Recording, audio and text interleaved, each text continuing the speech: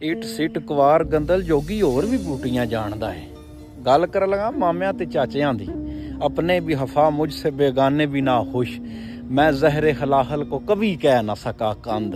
असी जहर नूं जहर ही कहना खंड नहीं कहना। जदों खंड आखांदे ना जी चापलूसी भी चावे दा चापलूसी करनी नहीं। रे जिहड़े मर्द हुंदे ने ओह कदे भी चापलूसी नहीं करते। मामे मां दी जमीन खा गए ते चाचे प्यो दी खा गए, कसर कोई भी नहीं छड्डदा। ठीक है ओह यह ओह कल आह शिकवा ते अज जवाबे शिकवा समझ आ गई है ना जी। ये जवाबे शिकवा है। ठीक है मामिया चाचिया ने भी कसर को नहीं छड्डी होंदी। जिसे बाद दफा भतीजे जड़े ने बागी हो जाते ने आखे नहीं लगते आप बीतियां होंदियां ने। खुदा दी कसम है सच्ची गल पिया करना।